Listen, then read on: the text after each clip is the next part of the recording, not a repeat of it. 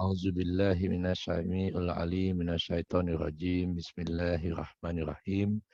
Alhamdulillahi rabbil alamin wassalatu wassalamu ala asrafil anbiya wal mursalin sayyidina wa syafi'ina wa habibina wa maulana Muhammadin wa ala alihi wa ashabihi ajma'in.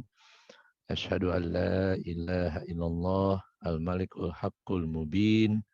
Wa asyhadu anna Muhammadar Rasulullah shadiqul wa'dil amin. Ya Habibi ya Muhammad, ya Basiri ya Muhammad, ya Naziri ya Muhammad. Allahumma salli wa sallim wa barik alaih. Raditu billahi rabba wa bil islami dina wa bi Muhammadin nabiyya wa rasula. Rabbi zidni ilma warzuqni fahma waj'alni minal arifin. Rabbi shrah li sadri wa yassir li amri wahlul 'uqdatam min lisani yafqahu qawli. Assalamualaikum warahmatullahi wabarakatuh. Selamat malam, salam tambah sehat untuk kita semua. Mudah-mudahan dengan taufik dan inayahnya senantiasa menjadikan kita selalu mensyukuri segala karunia-Nya, dan mudah-mudahan dengan karunia-Nya kita bisa menjemput hidayah Allah Subhanahu wa taala. Amin ya rabbal alamin. Salawat serta salam marilah senantiasa kita panjatkan kehadirat junjungan insan kamil, penutup para nabi, baginda Nabi besar Muhammad sallallahu alaihi wasallam, minazulumati ilan nur, yang telah membawa umat manusia dari kegelapan menuju cahaya. Mudah-mudahan dengan syafaat para nabi, para rasul, para wali, para santo, para guru spiritual, para guru mursyid, kita bisa menyibak selapis demi selapis hijab yang menutupi, yang menghalangi perjalanan kita, termasuk hijab yang selama ini membuat kita tidak selaras antara otak, pikiran, dan hati kita. Nah, bagaimana kita bisa setelah menselaraskan itu? Mari kita senantiasa berselawat kepada baginda Rasul. Allahumma salli wa sallim wa barik ala Muhammad wa ala ali Sayyidina Muhammad. Kita mulai dengan baca basmalah. Bismillahirrahmanirrahim.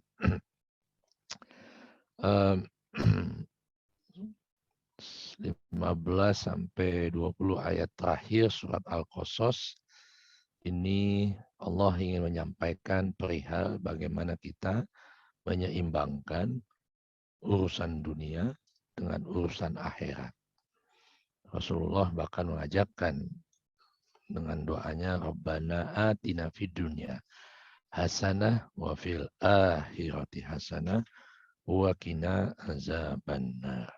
Jadi kalau dalam surat Al-Qasas dikatakan wabtagi, itu di mana nih? Kecil banget Al-Quran saya ini. Wabtagi fima ataqallah, ayat 77. Fima ataqallah darul akhirah walatansa nasibaka minad dunya. Jadi wabtagi fima ataqallah darul akhirah. Jadi jangan kesibukan kita tentang akhirat itu melupakan bagian kita di dunia. Pun sebaliknya, jangan sampai kesibukan kita di dunia dengan apapun profesi kita, aktivitas kita, sampai kita melupakan bahwa ada perjalanan keabadian, ada bagian kita, yaitu sisi akhirat, sisi rohani yang tentunya paling penting untuk kita perhatikan. Itu kira-kira artinya di mana kita bisa memberikan keseimbangan antara otak atau pikiran dengan hati. Itu kalau pakai bahasa sekarang. Jadi kenapa sekarang banyak sekali ketidakselarasan antara pikiran dan hati? Jadi saya kasih judul di situ, mengharmonikan hati dan pikiran. Acknowledge the waves, stay with the ocean. Kita identifikasi sebagai gelombang atau ombak, tapi juga kita harus sadar bahwa kita ini juga sekaligus lautan. Nah, di zaman saat ini, di mana orang makin mengandalkan akal pikiran, otak di dalamnya di situ, itu ditandai dengan sekarang perkembangan ilmu neuroscience, ilmu otak manusia, itu banyak sekali di dunia kampus, di mana-mana. Jadi kebanyakan ilmu pengetahuan, iptek dan teknologi itu ilmu pengetahuan dan teknologi pun dimotori oleh memaksimalkan kerja otak, akal dan pikiran. Khususnya otak kiri atau neokortek kalau dalam bahasa ilmu neuroscience itu. Neokortek ini cenderung logis, empiris, dan sistematis. Otak kiri ya itu. Banyak kemajuan yang lahir dari dunia otak kiri ini. Banyak juga kemunduran yang mulai dari otak kiri ini. Nah, sekarang kita sudah beratus tahun terlalu mengandalkan otak kiri.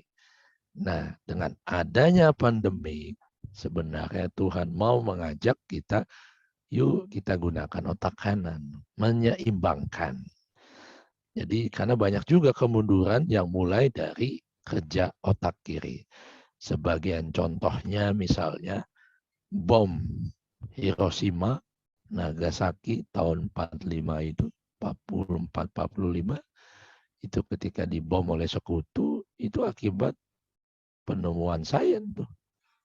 Itu, serta dikacaukannya dunia kecerdasan buatan yang sering disebut AI, Artificial Intelligence.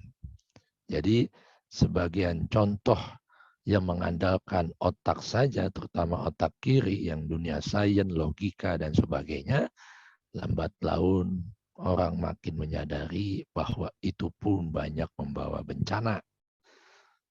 Semua hasil bom, teknologi persenjataan itu dari otak kiri, gitu kan.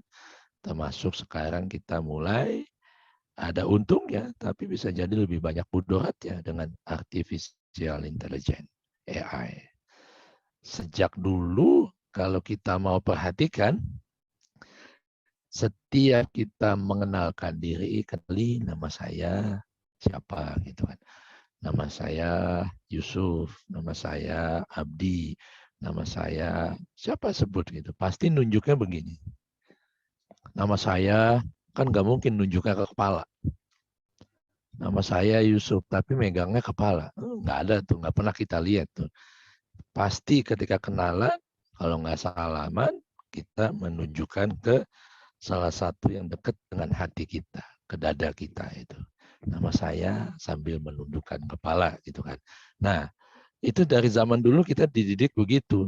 Seperti sudah menjadi kebiasaan, bahkan sudah menjadi perbuatan yang alam bawah sadar yang kita sadari atau tidak kita sadari, selalu tangan kita menyentuh bagian tubuh yang dekat dengan hati. Tidak pernah kita melihat ada manusia yang menyentuh otak atau kepalanya ketika menyebut identitas dirinya. Jadi ini sebenarnya Tuhan sedang mengajarkan dengan bahasa instinktif, istilahnya bahasa insting atau alam bawah sadar yang jarang dibaca oleh banyak orang. Kenapa sih begini? Namaste gitu kan. Nama saya Yusuf. Kalau kenalan sama orang di India gitu, Namaste Yusuf, Shahrukh Khan gitu. Nama apa? Kanam Kiahe Abnam Shahrukh Khan misalnya gitu kan. Jadi nunjuknya pasti ke bagian tubuh yang dekat dengan hati. Nah itu secara instinktif, alam bawah sadar, itu sebenarnya Tuhan sedang mengajarkan. Dari sinilah awal ketika seorang hamba kalau mau menselaraskan antara hati dan pikiran gitu. Yang Sayangnya jarang dibaca oleh banyak orang. Maka ketika kita tidak menyadari keterhubungan, keselarasan antara hati, otak, dan akal pikiran, maka akan terjadi distorsi. Yang saya tulis dalam ringkasan itu, pikiran kita, otak kita maunya pintar. Hati kita maunya menjadi sabar. Pikiran kita ingin belajar sampai puncak ilmu pengetahuan, misalnya S1, S2, S3. Kalau udah S seterusnya dilanjutin lagi tuh. Tapi hati sangat rindu kepada lantunan kitab suci, misalnya gitu kan. Pikiran kita sering atau suka disebut lebih begini, lebih begitu dibandingkan orang lain. Tetapi hati kita akan bahagia dengan cara melakukan hal-hal yang sederhana saja. Melakukan hal-hal yang sederhana saja, hati kita kadang gembira gitu. Padahal bukan hal yang esensial, yang biasa, sederhana, tapi karena terhubung dengan kekinian, itu sudah membuat bahagia. Pikiran atau otak bahasanya itu kepintaran, kecerdasan. Makanya ada artificial intelligence. Itu kan. Namun bahasa hati adalah bahasa kebaikan. Itu. Otak pikiran suka mikir membangun tembok pemisah yang memisahkan antara A dan B. Namun hati selalu senang membangun jembatan yang menghubungkan diri kita dengan yang lain. Sesama makhluk Tuhan sebagai ciptaan yang paling indah. Pikiran senangnya itu memuja kebenaran. Dan bahkan kebenaran yang dari luar, bukan kebenaran yang hakiki. Sedangkan hati nurani terus-menerus merindukan keutuhan dan kebersatuan. Itu tandanya, gitu kan. Jadi begitulah otak, pikiran, dan hati manusia yang kurang selaras atau tidak seimbang sejak lama. Kalau kita hanya memikirkan atau memuja-muji kebenaran yang datang dari luar, tapi hati tidak merindukan keutuhan dan kebersatuan Tuhan. Nah, dari kejadian seperti ini, jadi kalau dalam pikiran yang penuh dengan memuja-muji kebenaran dari luar, maka yang muncul adalah ketegangan. Yang muncul adalah rasa bersalah. Yang muncul adalah rasa berdosa. Sampai perasaan-perasaan itu melahirkan berbagai penyakit. Dari sakit fisik sampai sakit mental.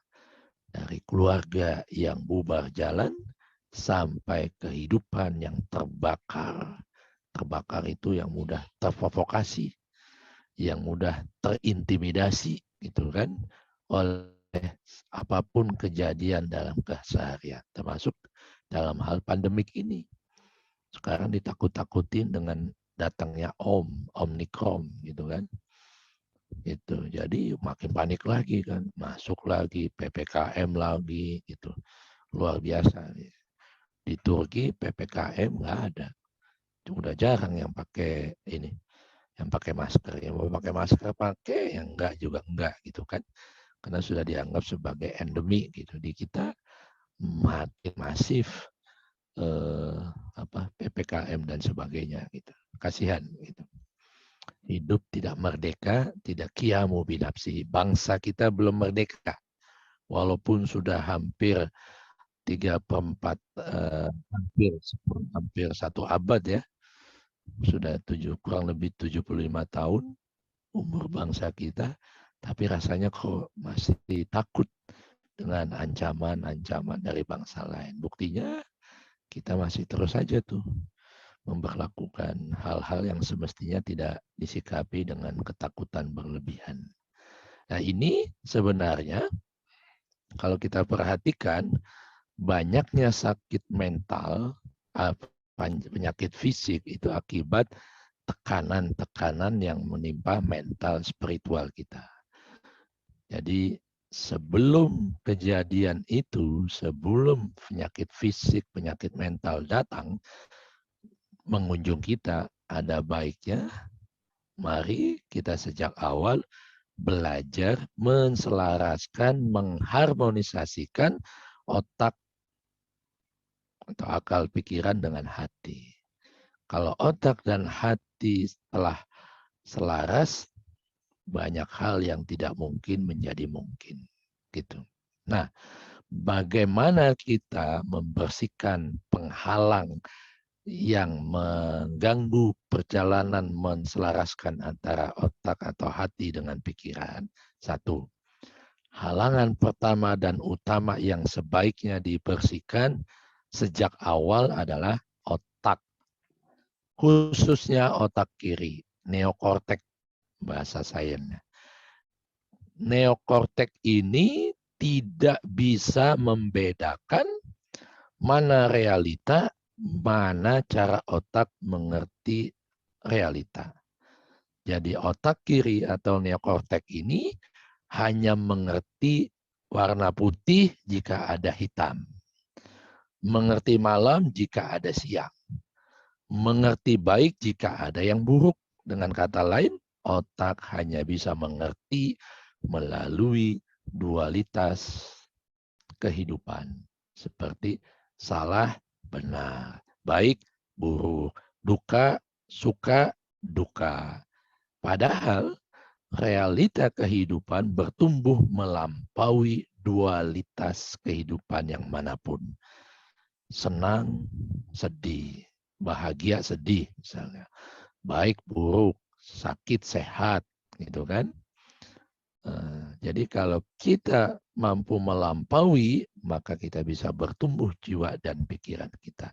Sedalam apapun kita melakukan aktivitas spiritual, meditasi kah, yoga kah, tafakur kah, sebut saja mindfulness living kah, atau apapun, sedalam apapun itu yang kita lakukan, kalau di dalam akan selalu ada, tentunya selalu akan ada gelombang kehidupan yang disebut sedih senang, suka duka. Setinggi apapun meditasi, yoga, spiritual apapun yang kita lakukan. Sedekat apapun manusia dengan Tuhan, ia akan selalu melewati gelombang cacian dan puja-pujian. Ketika naik berkuasa dengan kekayaan dan jabatannya, dipuja-puji orang. Ketika salah dikit saja, satu kesalahan yang ringan, rasanya semua kebaikannya, semua jasanya itu hangus, hilang, musnah, tenggelam tanpa sisa. Jadi bahkan ketika sedihnya mereka, ketika realita bertumbuh melampaui dualitas, maka otak manusia sudah dikondisikan sejak beratus bahkan ribuan tahun hanya mengerti di dalam sangkar burung dualitas. Jadi kenapa pikiran itu bisa paham kalau ada dualitas? Dualitas itu dua realitas semu. Baik buruk itu cepat atau lambat dia akan hilang, musnah. Gitu. Tuh muda, suatu saat dia muda, suatu saat muda itu akan hilang, diganti dengan tua. Begitu seterusnya. Tua satu saat pun akan hilang, akan mati, tumbuh lagi daun muda, bayi, remaja, dewasa, kemudian tua, dan seterusnya. Jadi bahasa pikiran adalah bahasa dualitas. Makanya yang bisa hukum itu berlaku di alam dualitas, di alam dunia ini. Syariat itu kan dualitas. Ada surga, ada neraka. Ada dosa, ada pahala. Itu dualitas. Kita lampaui itu. Gitu. Makanya di jalan keseimbangan, di jalan keharmonian, manusia senantiasa dibimbing untuk Kita ini dibimbing oleh Tuhan, disadari atau tidak menyadari, untuk berhenti mengidentifikasi diri sebagai hanya gelombang atau ombak. Belajarlah pelan, setahap demi setahap memahami bahwa kita ini juga samudra atau lautan tak bertepi. Gitu.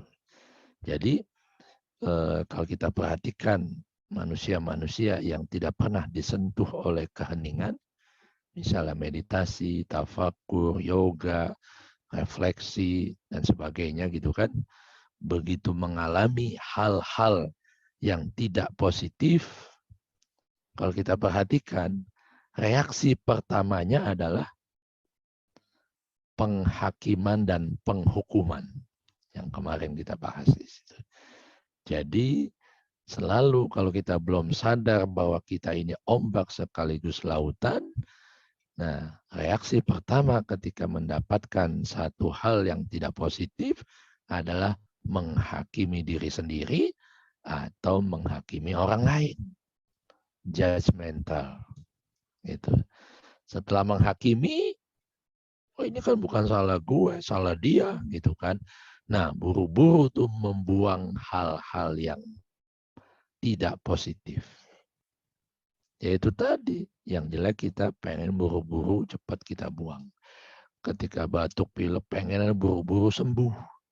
Padahal sakit itu ada masa inkubasinya. Mau diobatin berapapun harga obat itu yang mahal sekalipun, kalau masa inkubasinya belum selesai ya nggak akan sembuh. Makanya kesabaran dan ketenangan kunci sebagian besar kesembuhan. Jadi ciri manusia yang masih diombang-ambing oleh gelombang dualitas kehidupan adalah ketika mengalami hal-hal yang tidak positif atau peristiwa kehidupan yang tidak mengenakan, maka reaksi pertamanya adalah menyalahkan atau menghakimi diri sendiri atau menyalahkan atau menghakimi orang lain. Itu ciri pertama.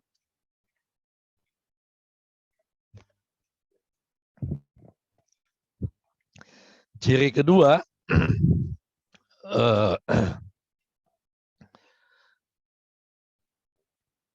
setelah penghakiman, maka akan muncul yang namanya pengen segera membuang jauh-jauh itu yang nggak enak itu.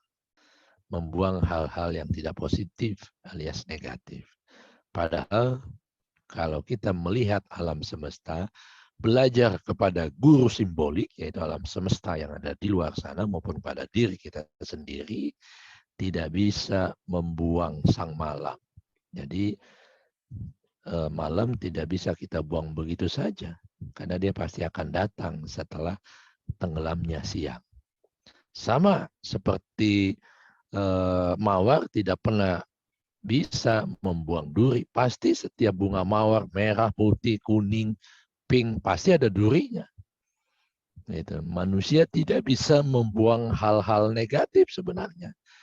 Semakin kita mencoba membuang hal-hal yang negatif, akan semakin kuat serta semakin sering kita dikunjungi oleh memori-memori buruk, kemarahan tanpa sebab dan sebagainya. Itu sebabnya di jalan keselarasan, keharmonisan atau keseimbangan, kita dibimbing melalui pendekatan yang paling sederhana namun dalam, yaitu supaya kita bisa selaras. Satu, penerimaan, accepting. Kedua, mengalir dalam rangkaian kejadian apapun dalam keseharian, moment to moment, kebaikan dan keburukan mengalir saja. Jangan coba menghakimi. Gitu. Jangan memihak ke kiri dan ke kanan. Stay in the center. Berdiri atau tenang di jalan tengah itu, di dalam kondisi tidak memihak itu. Accepting, flowing, mengalir bersama nafas ar-Rahman, tidak ke kanan, tidak ke kiri, tapi menjadi syahid, menjadi penyaksi atas fenomena dualitas kehidupan itu. Lalu berikan, tadi accepting, kemudian flowing, yang terakhir berikan bahwa kita ini sudah menjadi tuan atas kehidupan, bukan budak atas kehidupan. Kalau menjadi tuan, kita akan mudah tersenyum akan apapun yang terjadi dalam kehidupan. Kalau kemarin saya katakan, remote kontrol kehidupan sudah kita pegang.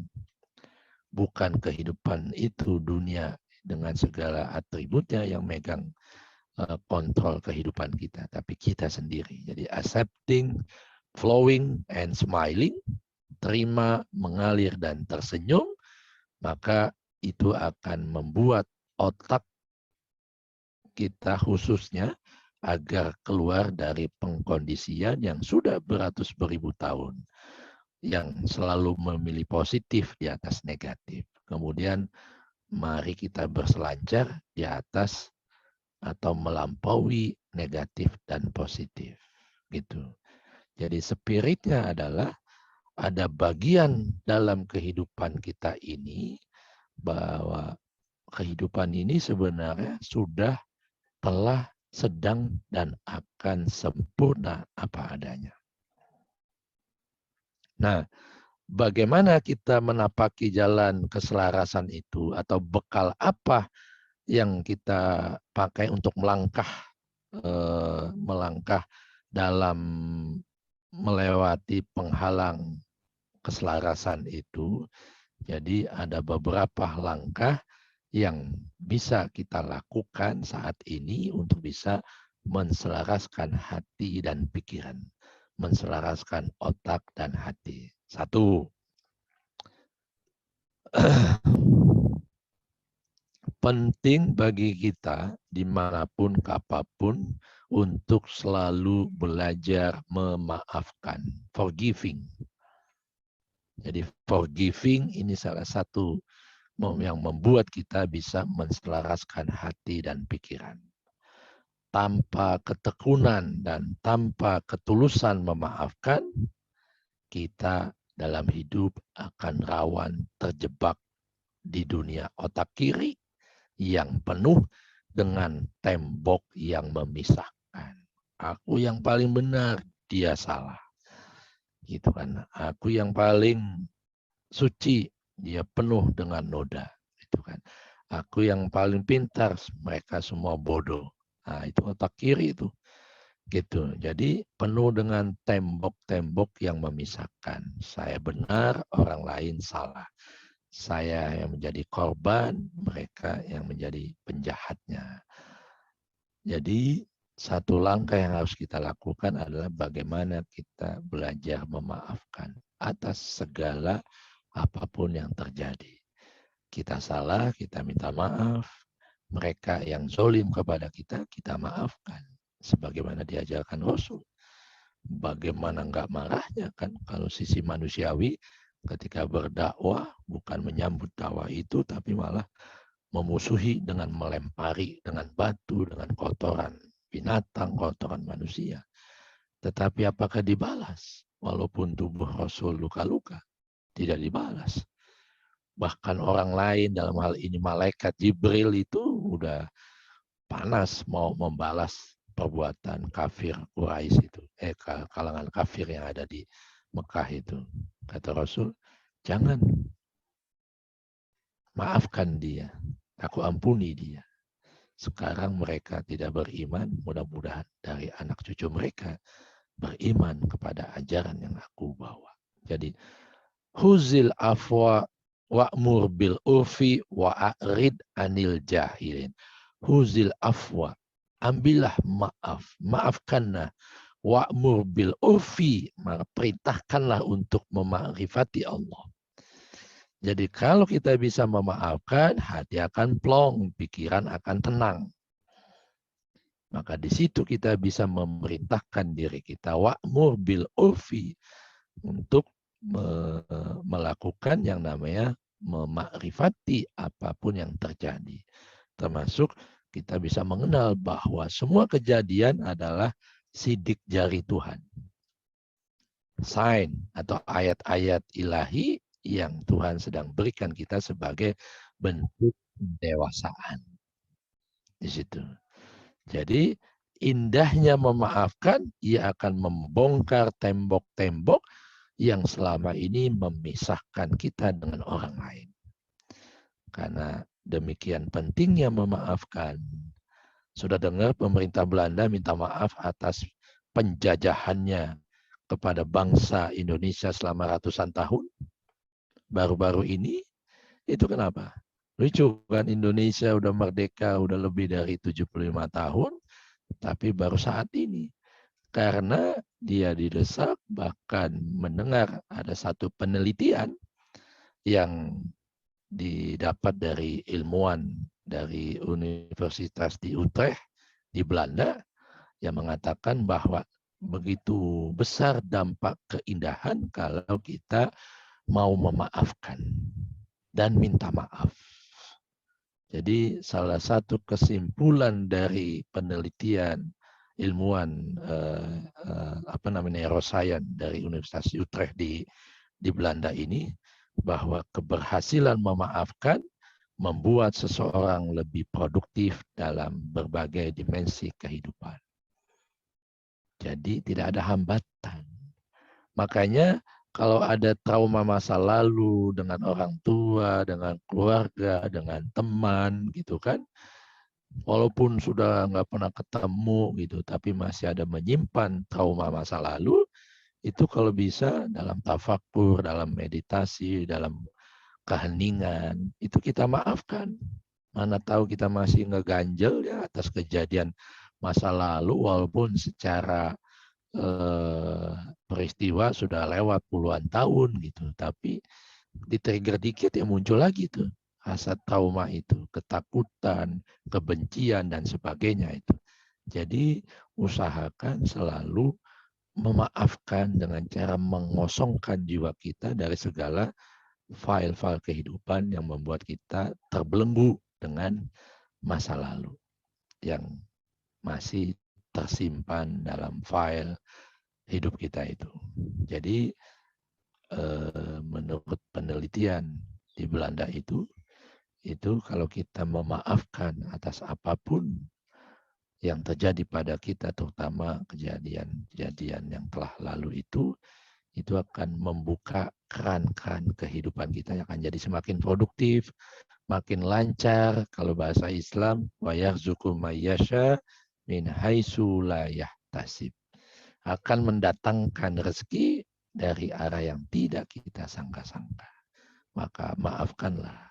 Maka Allah mengajarkan huzil afwa. Kalau kita bisa dendam, kalau kita bisa balas, mereka salah. Kalau berbuat zolim pada kita, kita bisa balas, nggak dosa.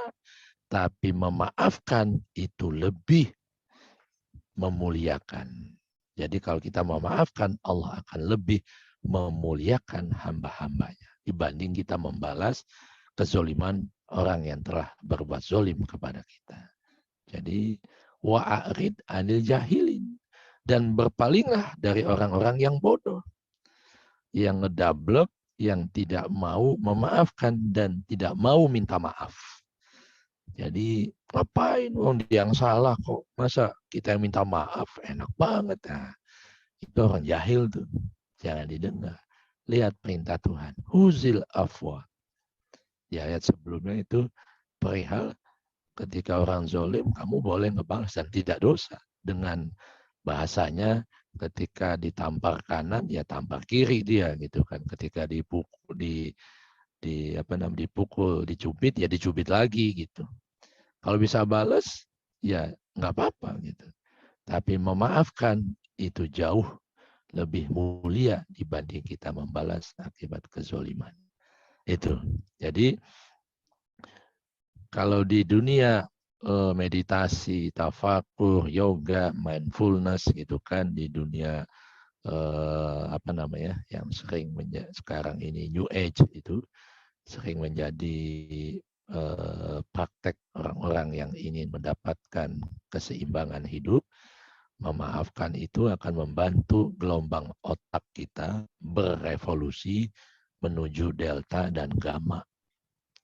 Jadi kalau kita penuh dengan dendam, itu jauh tuh dari gelombang delta dan gamma. Gelombang delta dan gamma itu akan mampu mengantarkan kita kepada kondisi alfa dan omega. Yang kedua, setelah memaafkan, maka yang kedua adalah senyuman sebagai pendekatan dalam mengharmonisasikan otak dan hati, pikiran dan hati. Jadi tersenyum tidak hanya diajarkan dalam sains, tapi juga diajarkan oleh banyak para utusan Tuhan. Tabassam. Itu artinya tersenyumlah. Bahkan sesungging senyuman terhadap orang yang berpuasa itu sudah sedekah. Jadi ketika kita nggak berpuasa, kita tersenyum. Menyaksikan orang berpuasa itu sudah sedekah itu. Bahkan katanya sama nilainya dengan orang yang berpuasa. Juga dibenarkan oleh sebagian penelitian. Tadi di Utrecht, penelitian tentang senyuman itu, udah pernah baca buku belum apa? Judulnya The Switch, Saklar. Itu ditulis oleh profesor dari Jepang, Profesor Murakami. Jadi dia menyebutkan senyuman adalah saklar lampu yang sangat meyakinkan di dalam. Jadi bukan cuma sesungguhan senyuman dengan kita ngelebarin mulut gitu, bukan cuma itu. Jadi dengan senyuman yang penuh dengan ketulusan, maka tidak hanya bibir melengkung saja, tapi kemudian akan tumbuh menjadi tersambung atau terhubung kepada otak kiri yang semakin longgar, yang tadinya kaku. Banyak bergerak, banyak tersenyum gitu. Itu daripada kita marah, lebih baik banyak tersenyum. Karena dengan tersenyum, otak-otak akan semakin kendur, longgar. Kalau kendur, jadi tidak gampang stres. Jadi dengan senyuman bisa membuat selaras antara otak dan hati. Kita lihat saja Jaludin Numi. Kita lihat saja yang sering saya katakan almarhum Presiden Afrika Selatan, Nelson Mandela. 27 tahun di penjara, disiksa, disetrum, keluar dari penjara jadi presiden, itu disamperilah sipir penjara yang pernah menzolimi, menyikmukan untuk ngebales, menembak dia mati atau menyetrumnya, bukan, tapi malah digandeng dan diajak untuk menatap masa depan bangsa Afrika Selatan. Sampai nangis itu si sipir itu, ketakutan. Yang dia sangka, wah mati nih, gue dibunuh nih. Karena yang kemarin gue siksa sudah menjadi seorang presiden, orang nomor 1 di Afrika Selatan. Ternyata malah diampuni, memaafkan dengan penuh senyuman yang penuh dengan keikhlasan dan ketulusan. Mahatma Gandhi, apakah ketika Inggris menyerang India, kemudian yuk angkat senjata, kita perangi, serang pasukan Inggris? Enggak. Dilucuti semua senjata, ahimsa namanya, non-violence. Jadi melawan tanpa kekerasan. Itu lebih menggetarkan dibanding bawa senjata. Kalau sama-sama bawa senjata, pasti ribuan jutaan orang akan menjadi korban. Nah, dengan telanjang dada, cuma pakai sehelai kain, Mahatma Gandhi memimpin kemerdekaan India bukan dengan senjata, tapi dengan ahimsa, tanpa kekerasan. Begitupun siapa itu Iran? Ayatullah Khomeini. Ketika revolusi Iran, beliau diungsikan ke Perancis, lalu ketika kembali dari Perancis, ketika Shah Reza Pahlavi sudah hampir turun kekuasaannya, kerajaannya, maka dia datang tanpa senjata. menggerakkan jutaan umat Islam di Iran untuk menggantikan kekuasaan kerajaan yang zolim, yang otoriter, menjadi negara revolusi Iran. Dikenalkan revolusi Iran itu menjadi negara Islam, Republik Islam Iran, tanpa senjata, cuma nggak sampai yang mati, ratusan pun tidak gitu.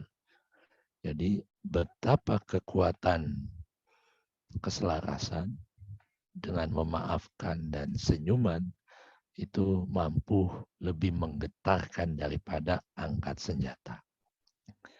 Jadi senyuman yang berbeda tentunya, senyuman yang menggetarkan, salah satu sebabnya karena dengan memaafkan dan senyuman itu akan membawa keselarasan. Kalau membawa keselarasan hati dan pikiran, itu akan membawa kepada munculnya karisma.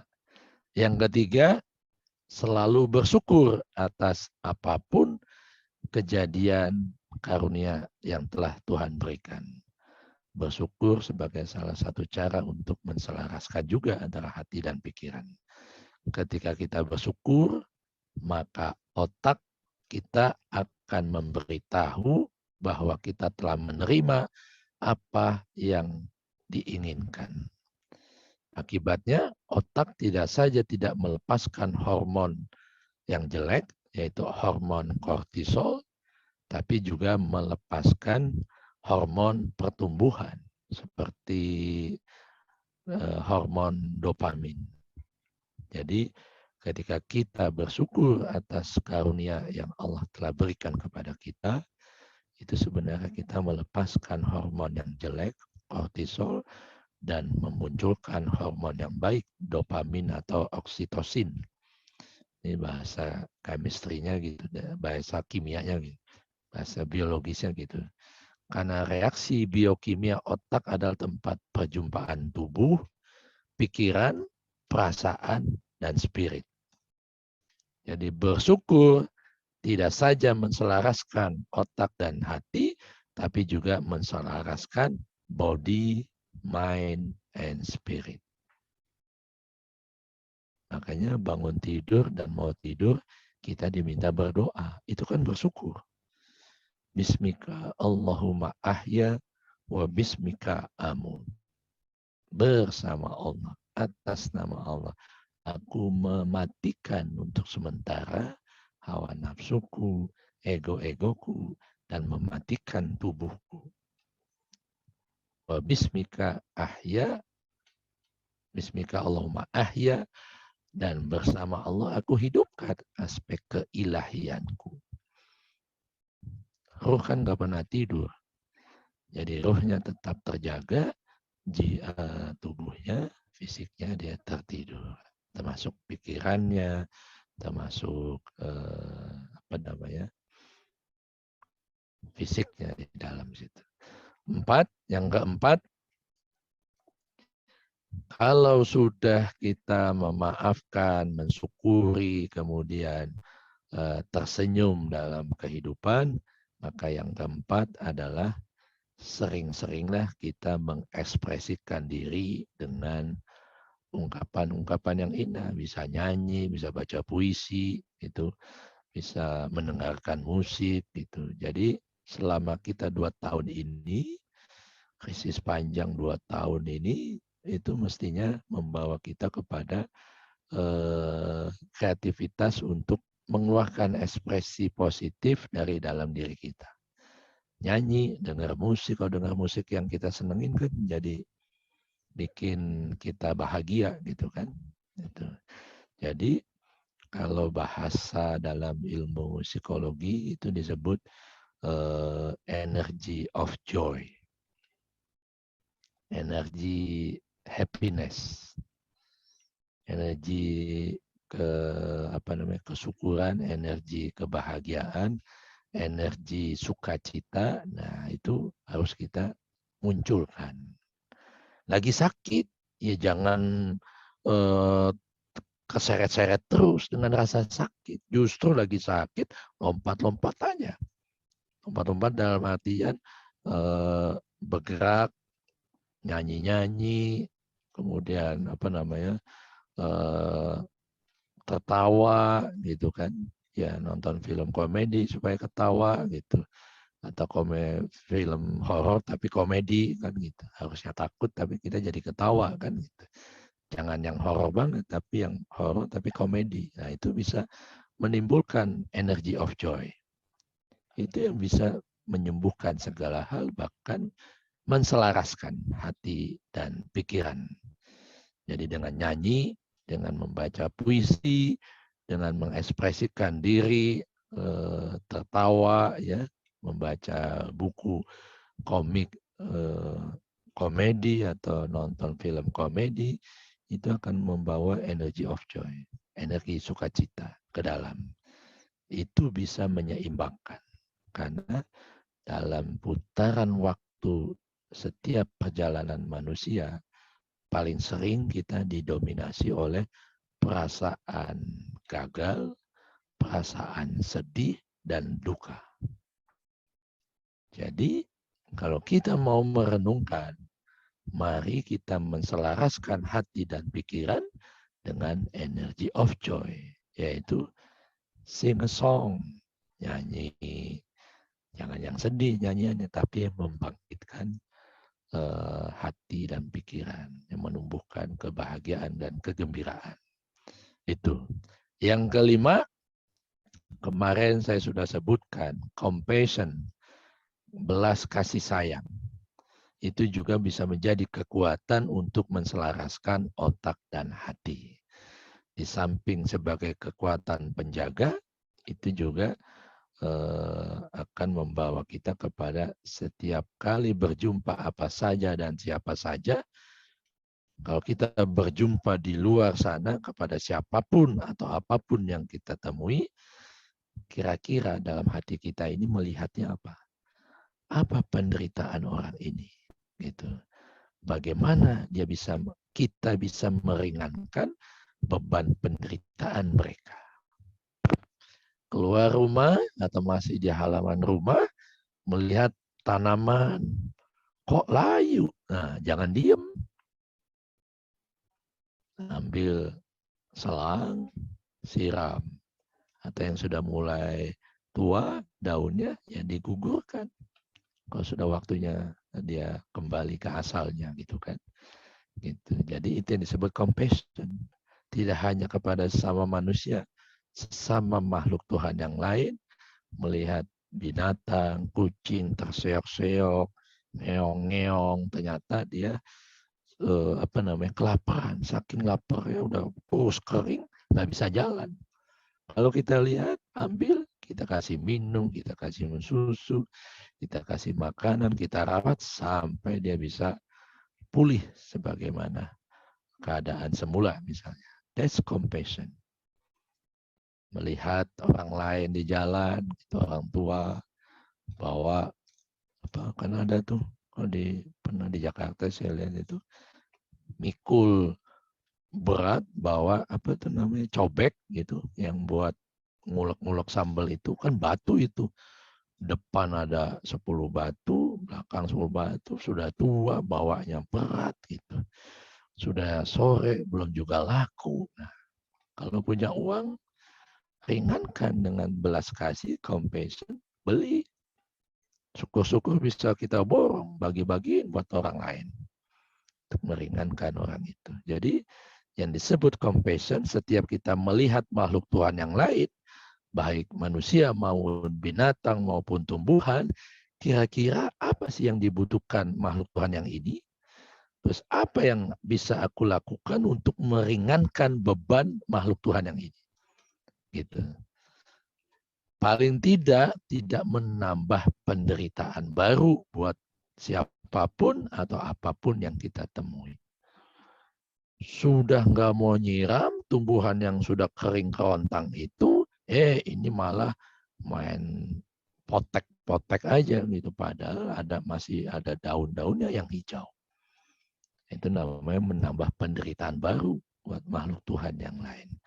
Jadi orang miskin menderita karena kekurangan. Orang kaya menderita karena takut kehilangan. Jadi orang di tengah banyak menderita karena penuh persaingan. Wah, ke kanan apa ke kiri ya? Makanya kita tidak ke kanan, tidak ke kiri, tapi melampaui itu semua. Yang keenam, pelayanan. Service excellent. Khodimah, berkhidmat. Kalau bahasa agamanya berkhidmat. Itu. Pelayanan atau service excellent kepada Tuhan dan kepada sesama makhluk Tuhan itu bisa menjadikan kita harmoni dengan otak dan hati. Jadi kalau kita lihat sudah bisa melakukan compassion, belas kasih kepada sesama makhluk Tuhan, maka kita akan mampu juga melakukan pelayanan dengan ketulusan. Kalau dengan makhluk Tuhan yang paling rendah saja kita bisa melayani sedemikian baik, pasti pelayanan kita sesama manusia akan jauh lebih baik. Yang ketujuh, dalam beberapa tradisi agama, ya, ketika kita berdoa, kita juga menyelipkan beberapa doa-doa andalan, atau kalau boleh disebut mantra lah, gitu kan. Tentu saja jika kita yakin dengan mantra itu, misalnya manjada wajada, barang siapa bersungguh-sungguh maka dia pasti akan mendapatkan apa yang dia cita-citakan. Man sobaro zofir, barang siapa bersabar pasti akan mendapatkan kemenangan akibat kesabarannya itu. Nah itu kita amalkan, kita lakukan tuh dalam kehidupan keseharian. Jadi setiap kali mau tidur, baru bangun tidur, mau makan, itu kan, mau minum, mau beraktivitas, memulai aktivitas, mulailah dengan membisikkan doa-doa yang terbaik. Ya itu tadi, terima kasih Tuhan, Kau berikan aku rezeki bisa minum air yang begitu segar. Bisa ngopi di Starbucks atau kopi kenangan. Yang lain belum tentu bisa ngopi. Kadang nggak punya uang. Itu kan. Jadi tetap diawali dengan kesyukuran. Setiap kali pergi, bangun tidur, mau pergi ke kantor, pergi beraktivitas, pasti kita sering menghadap ke cermin, kaca. Kamar mandi maupun di kamar. Itu. Ucapkan. Yang harus sering kita ucapkan adalah I love you just the way you are. Jadi kita ngomong pada diri sendiri di cermin itu, I love you just the way you are. Nah dari situ akan membawa kesadaran yang di dalam ini supaya apa? Kita hidup tampil apa adanya. Jangan banyak gaya. Nanti bisa mati gaya kalau banyak gaya itu. Udah kebanyakan gaya, habis gayanya kan, jadi mati gaya. Jadi I love you just the way you are, itu mesti sering-sering kita ucapkan ketika sedang bercermin. Sebagai pendorong di alam bawah sadar, supaya kita tampil come as you are. Tampil apa adanya. Tidak pakai topeng. Tidak pakai topeng-topeng kepalsuan dan kemunafikan. Yang kedelapan, saat melakukan apapun bersama siapapun, tentunya khususnya dalam hal spiritualitas, misalnya belajar meditasi, yoga bersama, mindfulness, tafakur bersama, dan sebagainya, maka sering-seringlah terhubung dengan nafas.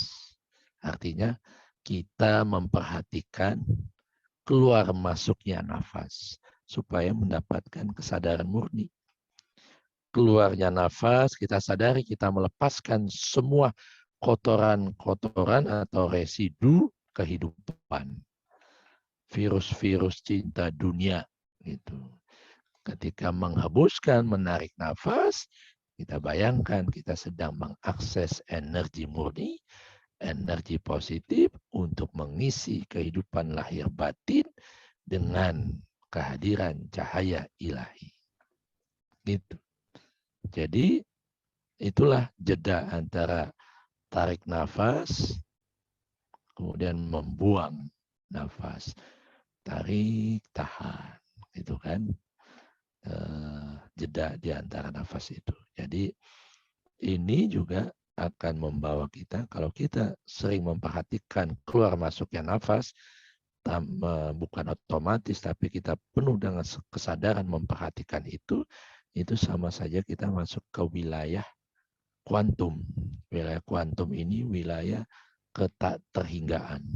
Di mana kalau sudah masuk wilayah itu, dalam fisika itu, David Bohm bilang, kita masuk ke wilayah infinite potential. Bisa memasuki wilayah kuantum, maka yang tidak terbatas itu akan bisa dijelaskan. Sulit menjelaskannya kalau secara pakai intelek atau logika. Tapi jalan kuantum itu hanya bisa dengan praktek dan praktek yang menyempurnakan.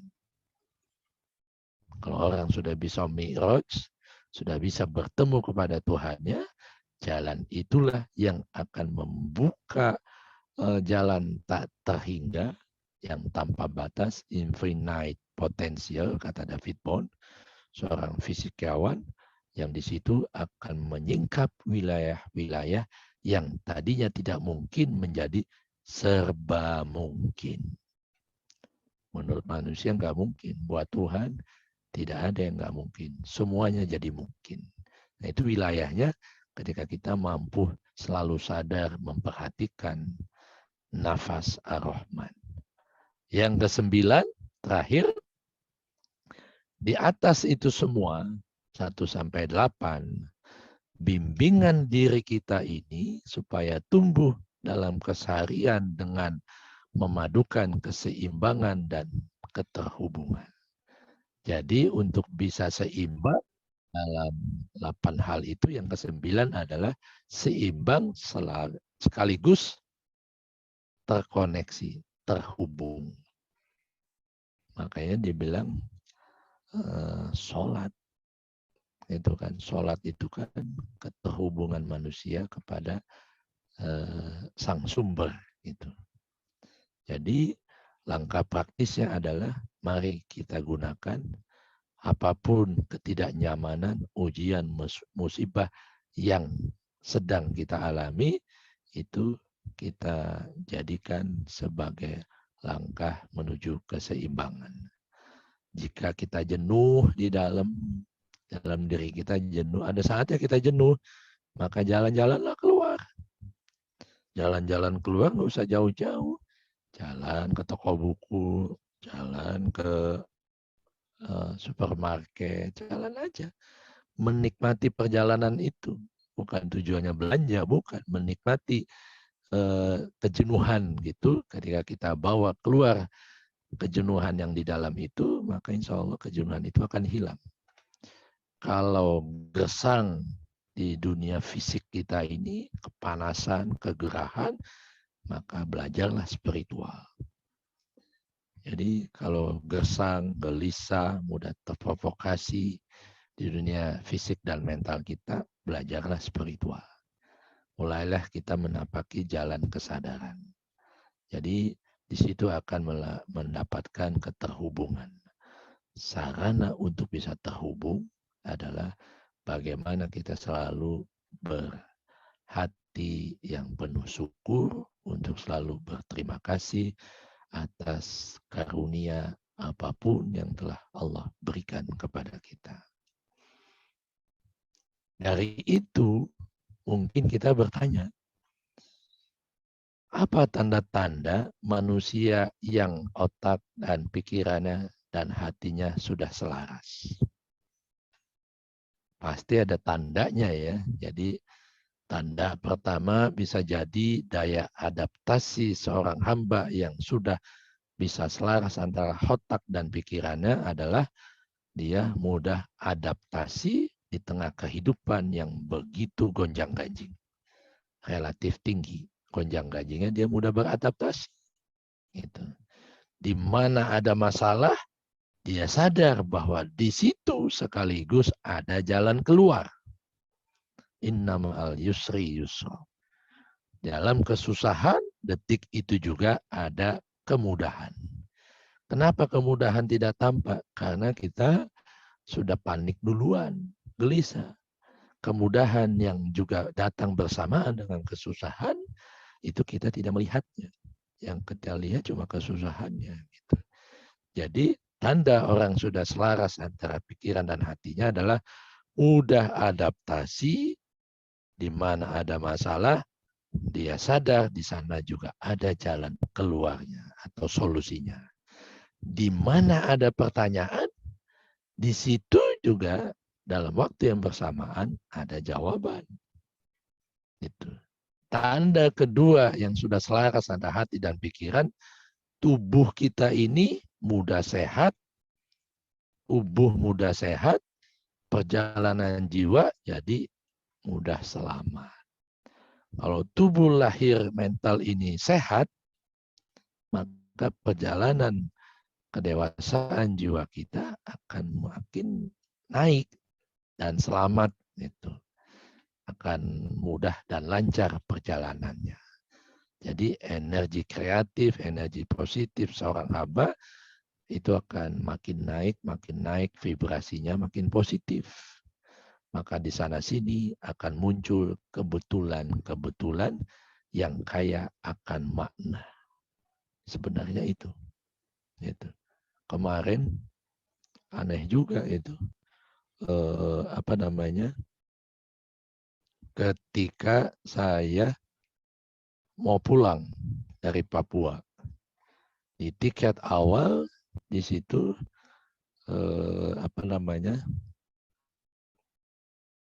dari Papua, Sentani, Jayapura, langsung ke Makassar. Perjalanan kurang lebih 3 jam.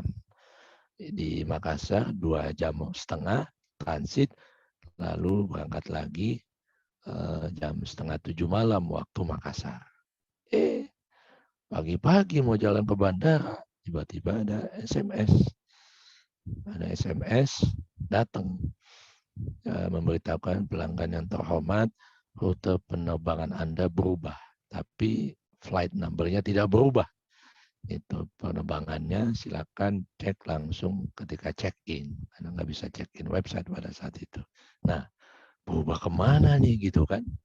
Ternyata pas sampai saya dari Biak, pulangnya saya dari Biak itu.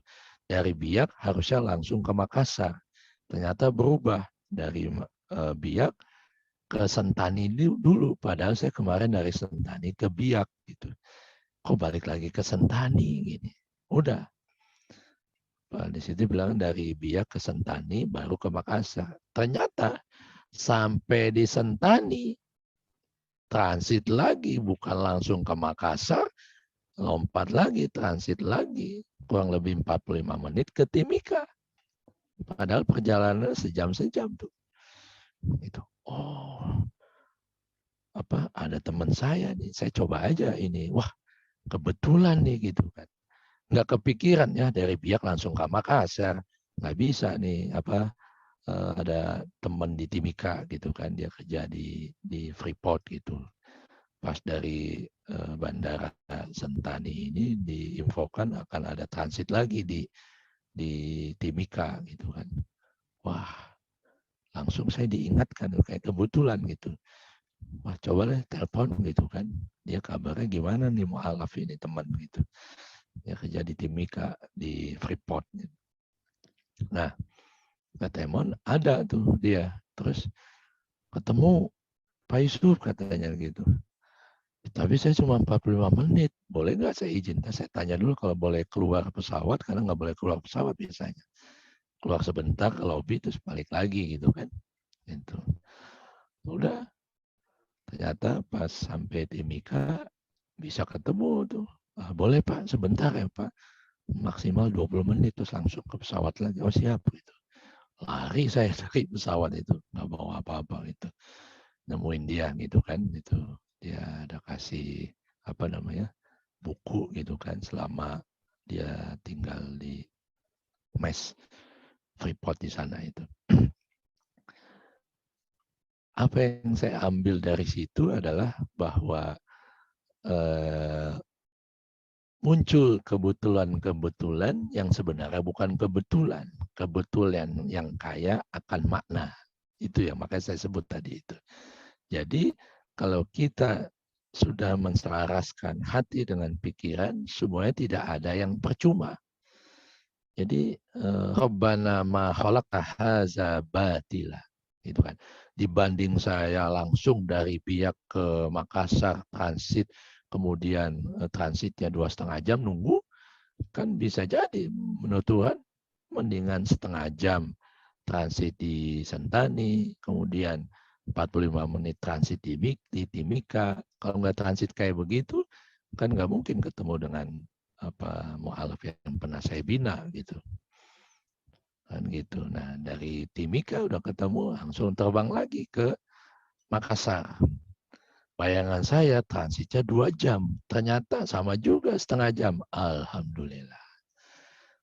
3 kali transit sampai di rumah persis seperti jadwal yang sudah ditentukan dengan waktu sekali transit. Tapi ada agenda yang awalnya tidak saya agendakan, yang sebenarnya pernah saya agendakan, ini jadi muncul lagi. Tuhan berkehendak lain. Dan kehendak Tuhan pasti lebih baik menurutnya. Bukan menurut saya lebih baik, tapi menurut Tuhan. Jadi di atas semuanya, atas apapun yang terjadi dalam kehidupan, kedamaian tidak lagi menjadi sebuah tujuan yang jauh, tapi kedamaian adalah ketika dia selalu menemani kita dalam setiap perjalanan. Artinya kita selalu mensyukuri apapun kejadian. Tadinya ya 3 jam, 2 jam setengah, ngapain gue di Makassar ini? Mau keluar, takut macet, Makassar kan macet gitu kan. Di dalam bandara, ngapain gitu kan. Baca buku udah bolak-balik, habis gitu. Alhamdulillah, setengah jam, 45 menit, kemudian setengah jam, itu bisa tercover semua gitu kan, dibanding harus transit berjam-jam gitu di satu tempat. Jadi Tuhan ingin menunjukkan selama kita selalu menselaraskan hati dan pikiran, itu akan mendatangkan miracle-miracle. Kenapa? Because everyday life is a miracle. Setiap kejadian moment to moment sebenarnya adalah mukjizat yang Tuhan berikan. Bukan otomatis kejadiannya, tapi mukjizat yang Allah berikan. Makanya patut kita mensyukurinya. Nah, kaitannya dengan surat Al-Qasas, di sini juga Allah ingin mengajarkan kepada kita bahwa kehidupan yang diisi hanya fokus pada dunia memperkaya dengan kekuasaan dan kekayaan duniawi saja, yang semua itu akan kita tinggalkan, itu akan membuat kita celaka. Di ayat ini Tuhan ingin menyampaikan wallahu la ilaha illa huwa lahul hamdu fil ula wal akhir. Jadi dia yang maha suci, tidak ada Tuhan selain dia, kepunyaanlah segala kesempurnaan, segala puja-pujian yang di awal maupun yang di akhir. Jadi apapun kejadian mestinya kita syukuri. Tidak ada yang di awal itu jelek, pun tidak ada ternyata akhir perjalanan saya kemarin itu begitu indah. Itu diatur oleh Tuhan yang tidak pernah terbesit dalam hati saya. Wah, nggak mungkin orang transitnya dari Biak langsung ke Makassar. Mana bisa ketemu teman. Gitu. Karena dia tahu saya lagi di Papua gitu. Jadi lahul hamdu fil ula wal akhir. Jadi kepunyaanlah, kepunyaan dialah, kepunyaan Tuhannya segala puja-pujian. Karena Allah pantas dipuji dengan segala kesempurnaan, Allah pantas dipuji jauh dari segala kekurangan. Itu yang disebut alhamdu, puja-pujian. Selalu sempurna, makanya kita puji. Selalu bebas dari kekurangan, ketidaksempurnaan, makanya juga kita puji di awal dan di akhir. Jadi di awal kita merasa alhamdulillah lancar. Ternyata dibikin lagi macam-macam kehendak dia. Ternyata akhirnya juga membuat kehidupan menjadi kedamaian yang selalu menemani. Walahul hukmu wa ilaihi turja'un. Dan kepunyaan dialah segala aspek penghakiman dan penghukuman. Tidak berhak siapapun, seorang hamba, orang biasa, seorang ustadz, seorang kiai, seorang habib, seorang agamawan, untuk menghakimi sesama hamba. Lahul hukmu. Kepunyaan Tuhanlah segala bentuk penghakiman dan penghukuman. Iqra kitabak kafa binafsika alaika hasiba. Jadi bacalah kitab sejatimu. Maksudnya Allah lah yang hasibu qabla an tuhasib. Hitung-hitunglah apapun yang kau perbuat dalam kehidupan ini sebelum Allah yang menghitungnya, gitu kan. Jadi kesadaran itu, kesadaran ilahi dalam diri kita ini yang menghitung segala aspek apapun yang kita lakukan. Kalau perbuatan baik, alhamdulillah. Kalau perbuatan buruk, kita mohon ampun, gitu kan, supaya tidak mengulanginya dan sebagainya. Wa ilaihi turja'un, dan kepadanya kita kembalikan segala kekurangan, kelebihan yang semuanya adalah miliknya. Kul ara'aitum in ja'alallah alaikum lail sarmada ila yaumil qiyamah. Man ilahun ghairullah ya'tikum bidiya afala tasma'un. Katanya. Jadi hai Muhammad, hai manusia, kul ara'aitum, hai hamba, ya kita semua ini dipanggil. Katakanlah, bagaimana menurutmu jika Allah menjadikan untukmu itu malam yang terus menerus? Itu. Jadi kalau Ibnu Arabi bilang, kul ara'aitum, katanya. Sebentar. Nah, jadi kul ara'aitum anja'alallah alaikum an-nahar sarmadan ila yaumul qiyamah. Itu yang kedua. Yang pertama, kul araitum in ja'alallah alaikum lail sarmada. Alaikumul lail sarmada. In ja'alallahu alaikum, lail di sini sebagai simbol kegelapan jiwa. Jadi lailatu zulmatil nafs. Jadi Allah telah menjadikan manusia, ya, ada yang mendapatkan kegelapan jiwa yang terus menerus. Sarmada ila yaumil qiyamah. Sampai seorang hamba yang tadinya dalam kegelapan, dalam kesesatan jiwa dan pikiran, mengalami puncaknya kesadaran dan kebangkitan jiwa. Ila yaumil qiyamah. Yaumil qiyamah ini hari kebangkitan puncak kesadaran. Gitu. Jadi kebangkitan kiamat apa? Tentunya kiamat kecil. Kiamat kecil itu dengan mematikan hawa nafsu. Man ilah ghairullah yatikum bidiya. Jadi matinya jiwa, kegelapan jiwa dan pikiran sehingga membuat tidak selaras, tidak harmoni dalam hidup.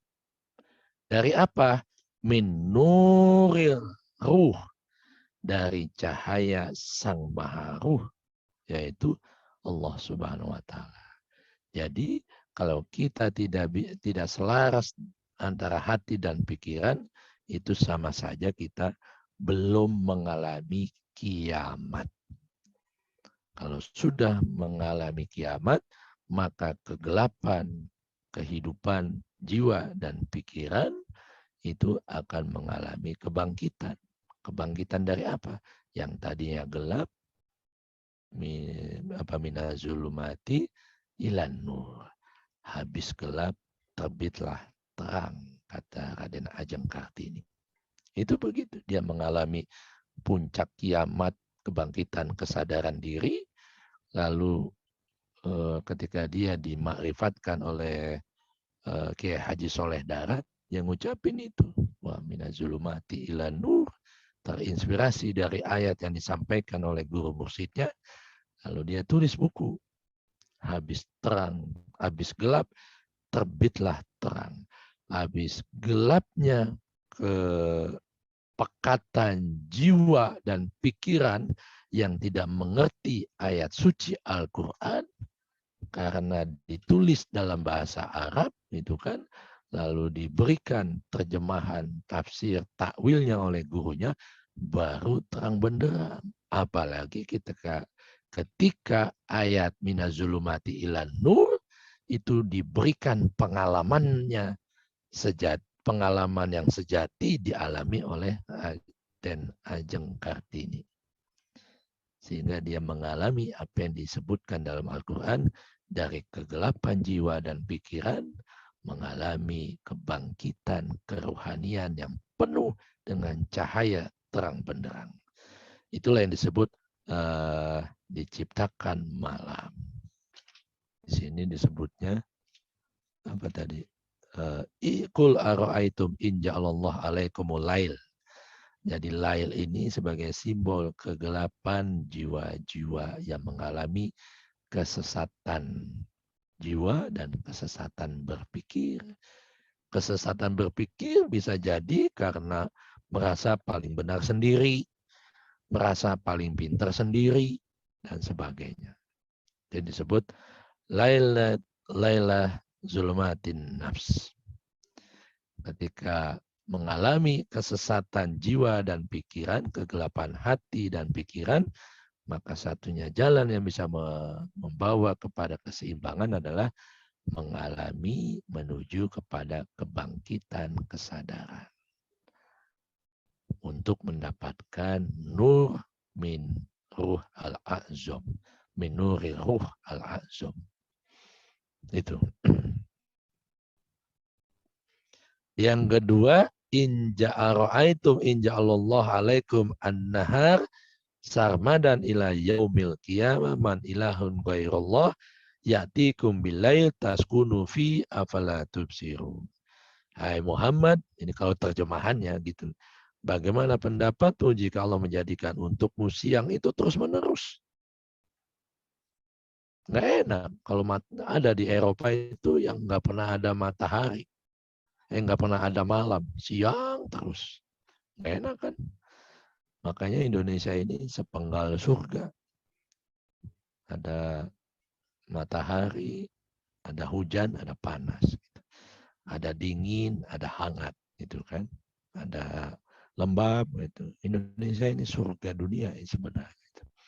Sepenggal surga. Baldatun thayyibatun wa rabbun ghafur.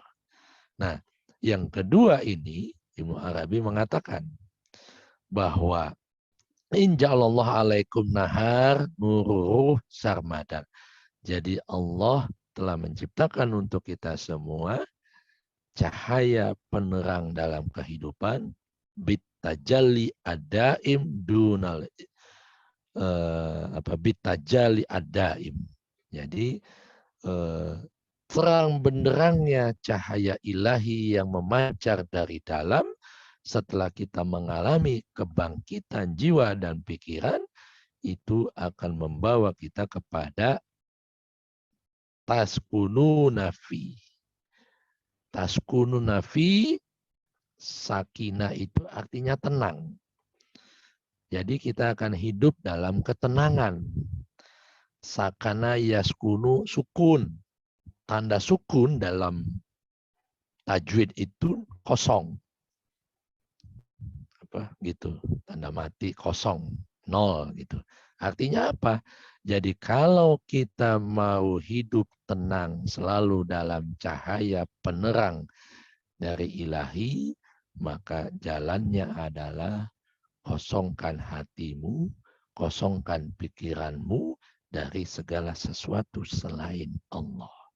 Itulah jalan keselarasan. Jadi melampaui dualitas. Karena ada hati dan pikiran, itu juga dualitas. Yang satu intuisi, yang satu otak atau intelek atau logika. Itu pun harus kita lepaskan, harus kita lewati. Gitu. Jadi kalau bahasa terjemahannya, maka engkau akan terus menerus sampai hari Allah menjadikan siang itu terus menerus sampai hari kiamat. Maksudnya apa? Dia menjadikan, menumbuhkan cahaya petunjuk terang benderang itu sampai hari kiamat, kebangkitan, kesadaran pun hari kiamat yang sesungguhnya. Kiamat dalam artian kehancuran. Kehancuran apapun tidak akan menggoyahkan kita karena kita bisa lebur dalam keabadian Tuhan. Kemudian katanya lagi, siapakah Tuhan selain Allah yang akan mendatangkan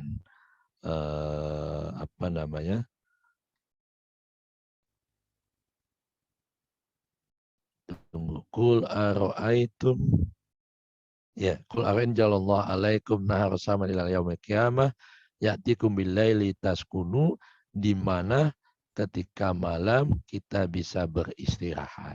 Di taskunu itu diartikan istirahat. Karena memang kalau kita tenang, tentram, kita bisa rehat. Itu. Karena istirahat kan tidak harus malam.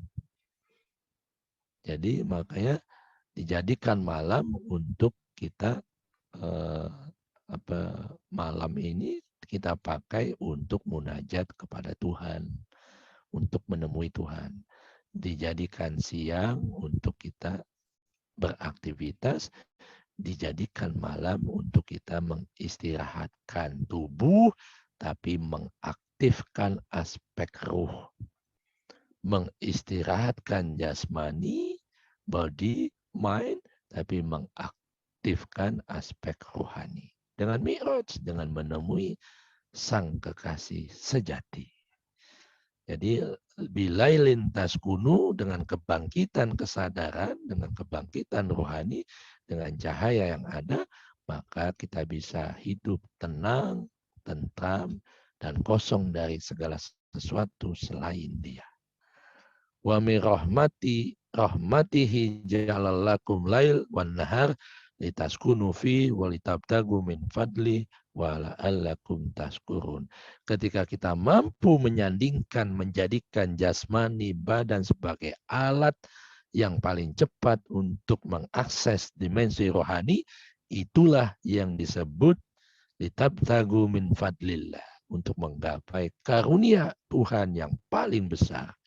Wala'allakum tashkurun, dan itu adalah puncak kesyukuran kita kepadanya. Gitu.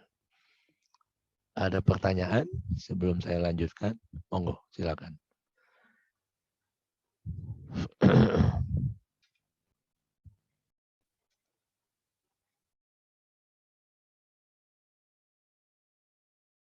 Halo.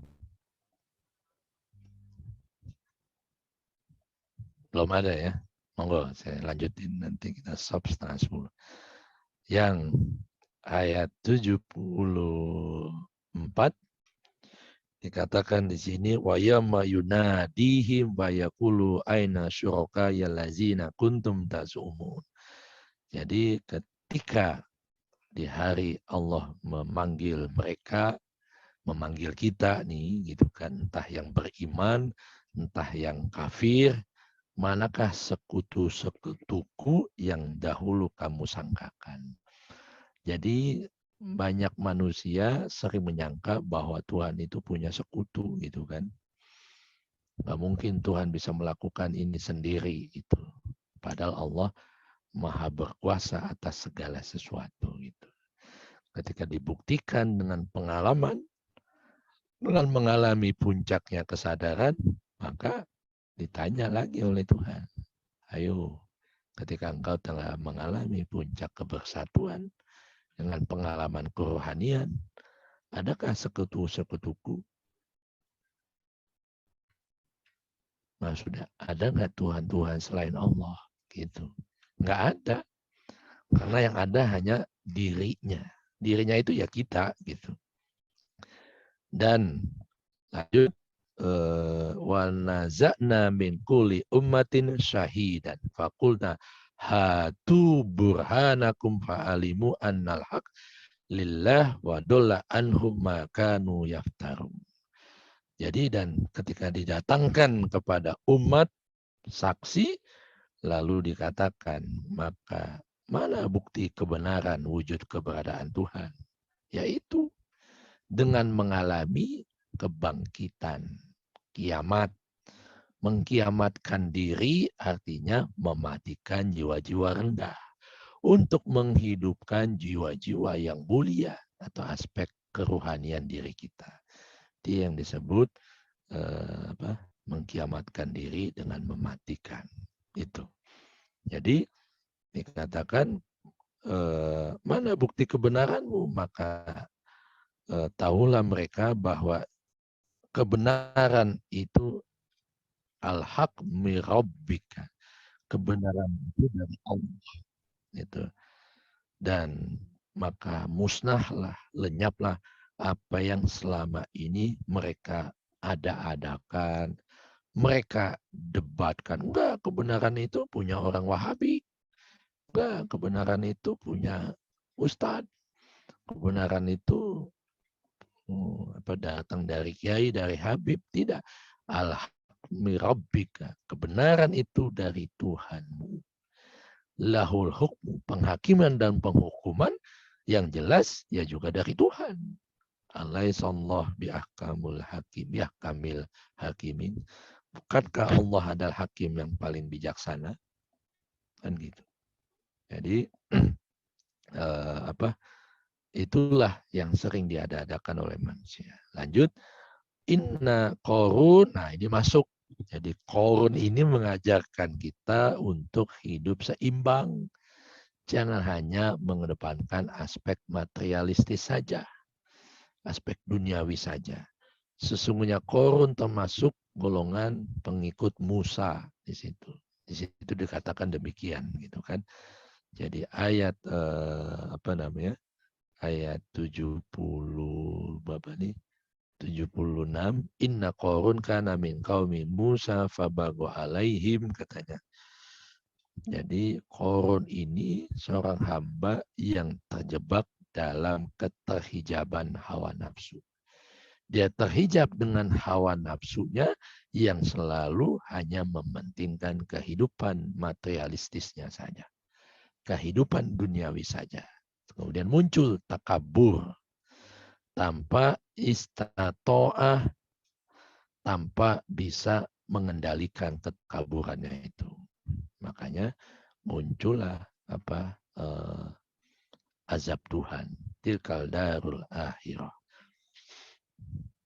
Sampai datang darul akhirah, hari akhir itu. Jadi di sini Allah ingin menyampaikan sesungguhnya Qarun adalah termasuk umat Musa yang kalau Musa itu sebagai simbol hamba yang hanya mengedepankan aspek fikih atau syariat belaka, lalu ketika dia mulai berguru kepada Nabi Shu'aib dan Nabi Khidir, baru dia mampu menselaraskan antara hati dan pikiran, antara syariat dengan hakikat dalam beragama. Jadi sungguh sangat penting menselaraskan dalam beragama, tidak cukup dengan bersyariat, tapi juga kudu wajib berhakikat. Syariat dengan hakikat seiring sejalan. Itu yang disebut selaras. Itu yang disebut tauhid. Itu yang disebut harmoni. Gitu. Yang kul innama utitu ala ilmin indi, sesungguhnya semua ilmu tentang keselarasan itu ala ilmin indi, datang dari sisiku. Jangan ikuti hanya aspek syariat saja. Jangan ikuti hanya menumpuk-numpuk harta benda saja. Apalagi seorang sufi mengatakan seorang sufi itu bukan orang yang hanya berhalwat di masjid, di zawiyah, di gua, di tempat-tempat retret, bukan yang meninggalkan dunia. Seorang sufi sejati, seorang arif billah sejati, kekasih Allah sejati yang kaki tangannya beraktivitas di dunia, tapi hatinya tidak pernah lupa untuk berzikir kepada Allah di dunia ini. Nah, itu seorang sufi sejati itu, gitu. Jadi ilmu tentang lahir batin, ilmu untuk menselaraskan antara jasmani dan rohani, antara material dan immaterial atau spiritual, itu datangnya dari Allah. Awalam ya'lamallaha qad ahlaka min qablihi. Tidakkah engkau memahami, mengetahui bahwa Allah telah ahlaka halik. Allah itu halik, maha membinasakan. Ahlaka artinya membinasakan, menghancurkan, menghanyapkan kamu dan umat-umat sebelumnya yang lebih kuat daripadanya. Umat siapapun yang merasa sombong paling kuat, umat Musa, Fir'aun kan kuat banget. Umatnya Nabi Daud, ada David and Goliath, ada Samson, di situ kan gede banget tuh. Sementara Daud kecil kan gitu, David and Goliath dalam film Hollywood. Nah, di situ sebagai simbol umat yang dahulu, yang besar maupun yang kecil, ketika tidak mampu menselaraskan dengan hati dan pikiran antara syariat dan hakikat, itu akan dimusnahkan. Minal qurun man huwa asyaddu minhu quwwah. Contohnya adalah seperti Korun yang lebih banyak mengumpulkan harta benda. Wa aksar jama'ah. Aksar itu banyak mengumpulkan harta benda. Menumpuk-numpuk harta. Alhaakumut takasur hatta zurtumul maqabir. Jadi alhaakumut takasur itu bermegah-megahan dengan kekayaan, dengan yang ditumpuk-tumpuk. Karena saking banyaknya, padahal itu semua adalah milik Tuhan. Gitu. Dan walatus al-an junubihim al-mujrimu. Jadi Allah akan membinasakan siapapun yang tidak selaras dalam hidupnya. Yang benar itu selaras jasmani, nafsani, dan rohani. Body, mind selaras dengan spirit. Itu akan selamat. Yang tidak selamat pasti akan musnah, hilang, tenggelam, dan lenyap. Faharaja ala qaumihi min zinatihi qala allazina yuriduna al-hayatad dunya ya laitalana mislama utiya qarun innahu lazu hazin azim. Jadi mereka Korun keluar kepada kaumnya dengan kemewahannya, dengan kesombongannya, dengan harta bendanya yang dia pikir itu bisa menyelamatkannya. Al-kibriya malabisi, kata Allah dalam hadis. Kesombongan itu pakaianku, bukan pakaianmu. Jadi kalau sudah kamu pakai kesombongan itu, maka tunggulah kehancurannya. Akhirnya dia apa? Hancur, ditenggelam oleh aspek jasmaninya sendiri, digrogoti oleh aspek duniawinya, gitu. Lama-lama bahasanya itu dia dilenyapkan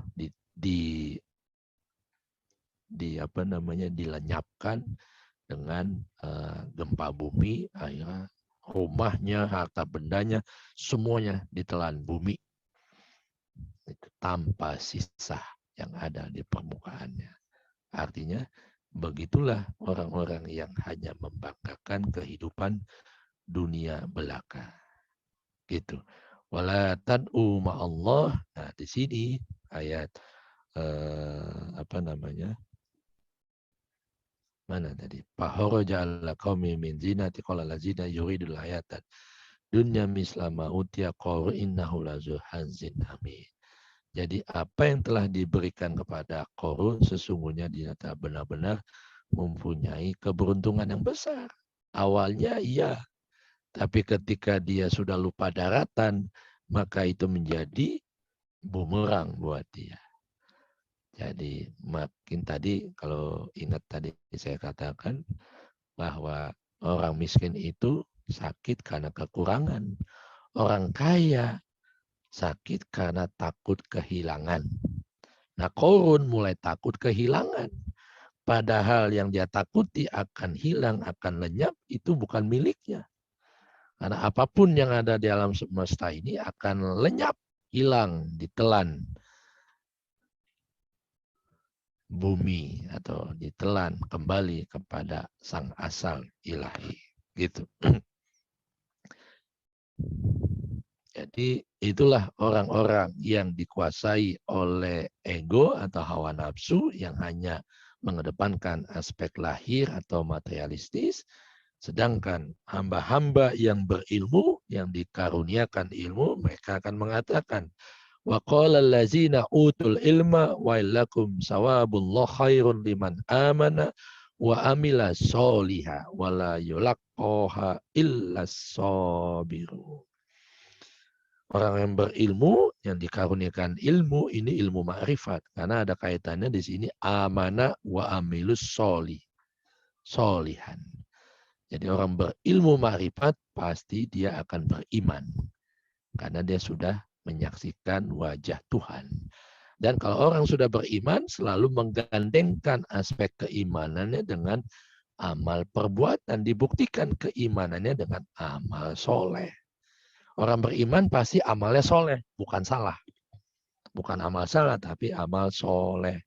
Setiap amal perbuatannya akan membawa transformasi minazulumati ilan nur. Ini disebut amal soleh. Itu. Fa khosafna bihi wa bidaril ardo. Khosafna ini lenyap atau binasa, maka kami benamkan dia, maka ditelan dia oleh dirinya sendiri, oleh kesombongannya sendiri, hancur akibat perbuatannya sendiri. Fakhosabna bihi wa bidaril ar. Jadi kembali ke asal dia bersama rumahnya ke dalam bumi. Semua dengan harta bendanya, termasuk dirinya. Karena semuanya dari bumi akan kembali ke bumi. Gitu. Lalu famakana lahu min fi'ati yansuruna hu min dunillah wa makana minal muntasirin. Maka setelah dibenamkan dan orang-orang yang kemarin mengangan-angankan, memengen-pengeni apa yang dimiliki oleh Korun, mereka sadar bahwa ternyata tidak ada yang abadi kecuali Allah Sang Maha Abadi. Gitu kira-kira. Wa asbahal lazina tamannau makanahu bil ams yaquluna wa kana Allah yabsutu rizqa liman yasha min ibadi wa yaqdiru laula an ammanallah alaina la khasafa bina wa ka'annahu la yublihul kafirun. Tilkal darul akhirah taj'aluha lilladzina la yuriduna uluwan fil ard wala fasad wal akibatu lil muttaqin. Man ja'a bil hasanah falahu khairum minha wa man ja'a bis sayyi'ah falha tujzal ladzina amilu sayyi'ah illa ma kanu ya'malun. Jadi orang yang kemarin mengangan-angankan kedudukan harta benda melimpah seperti Harun, wahai Tuhan, benarlah kiranya apa yang engkau katakan, bahwa engkau yabsutu basit wal qobit. Engkau yang memberikan, engkau juga yang menarik kembali pemberian itu. Qobit wal basit. Yabsutu rizqo artinya Allah yang melapangkan rezeki, Allah juga yang menyempitkan. Melapangkan artinya kita mendapatkan karunia. Yabsutu basit. Qobit artinya menyempitkan. Jadi qobit wal basit. Kalau melihat film Hollywood judulnya The End, itu N itu semut gitu. Jadi itu sebenarnya aplikasi sains terhadap nama-nama Tuhan, Qobid wal Basit. Ketika dengan teknologi manusia bisa membesar, dengan teknologi juga manusia bisa mengecil. Qobid wal Basit. Lapang, sempit. Luas, mengecil. Gitu. Luas dan menyempit, besar dan kecil. Qobid wal Basit. Nah, itu di film Hollywood. Ant-Man judulnya. Coba tonton lagi Ant-Man. Itu kita akan banyak dapat hikmah betapa Qobid wal Basit sudah dipraktekkan dalam dunia sains dan itu sudah dibuktikan. Nah, kita baru sekedar mewiridkan, ya Qobid, ya Basit, engkau yang melapangkan rezeki, berikan aku kelapangan rezeki. Engkau yang menyempitkan, jauhkan aku dari kesempitan rezeki. Kan gitu doa-doa kita kan. Jadi jangan berhenti di situ. Jadikan itu bagian dari pelajaran kehidupan supaya kalau kita mau luas rezeki kita, lapangkan, berikan kemudahan kepada siapapun dan apapun makhluk Tuhan. Sehingga datang dari mana-mana tuh rezeki yang tidak kita sangka-sangka. Yang terakhir, mana nih?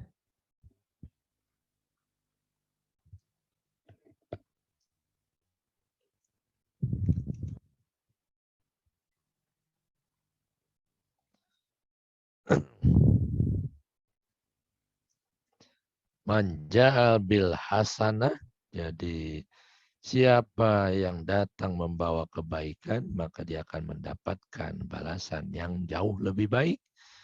Dan siapa yang datang dengan kejahatan, kemaksiatan, dan kemukaran, ketidakselarasan, maka dia telah mendapatkan apa yang telah dikerjakan. Dan itu adalah balasan yang seimbang dengan apa yang pernah dilakukan. Ketika kita memukul, ya kita dibalas dipukul. Gitu. Kalau kita berbuat baik, balasannya berlipat-lipat ganda. Kalau kita mukul, dibalas dipukul sekali. Mukul sekali, dibalas sekali. Gitu. Bahasanya gitu. Jadi Tuhan maha adil. Kalau kita kan dipukul sekali, maunya mukulnya berkali-kali. Gitu. Innalazina faradu alaikal Quran. Sesungguhnya Allah mewajibkan engkau Muhammad untuk menghukum dengan Allah. La radduka ila ma'ad. Itu kan benar-benar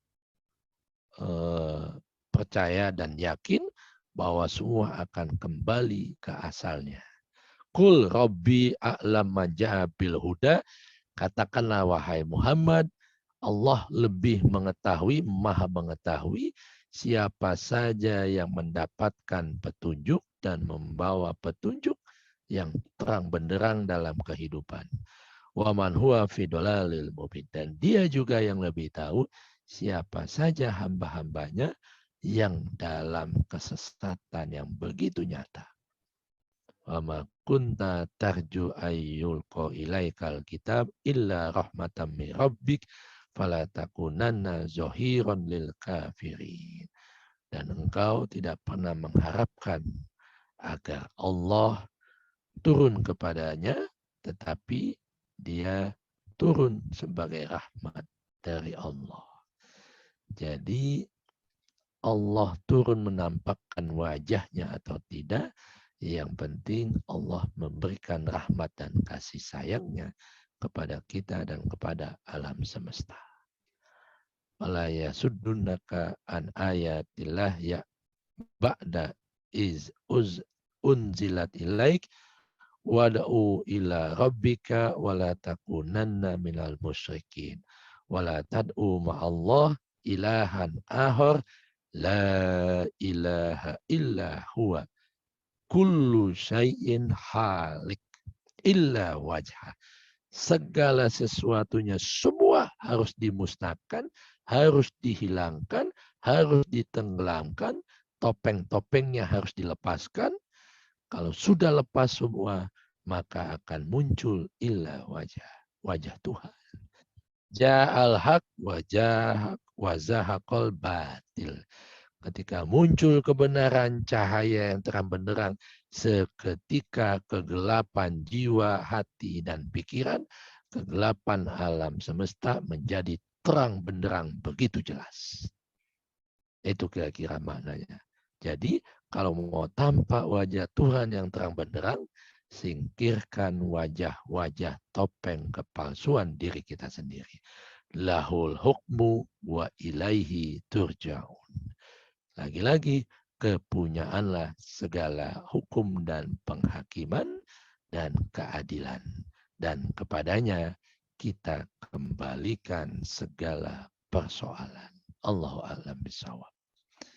Apakah mungkin ada yang disebut azab dari Tuhan, sedangkan sejatinya dia adalah yang maha pengasih dan penyayang. Azab itu akibat perbuatan kita sendiri. Ini sudah disebutkan. Man ja'a bil hasanah falahu khairum minha. Barang siapa datang dengan membawa kebaikan akibat perbuatannya sendiri, maka dia mendapatkan kebaikan. Dan siapa yang datang atau berbuat kejahatan, maka dia telah mendapatkan apa yang telah dia kerjakan, yaitu kejahatan itu. Dan itulah balasan yang seimbang dengan apa yang dahulu mereka kerjakan. Kalau kita melakukan kebaikan, kebaikan datang dari Allah dan diri kita. Kalau kita melakukan keburukan, itu sebenarnya akibat perbuatan kita sendiri. Karena wajah Allah ini wajah yang penuh dengan kebaikan, keindahan, dan kebenaran. Monggo silakan kalau ada pertanyaan.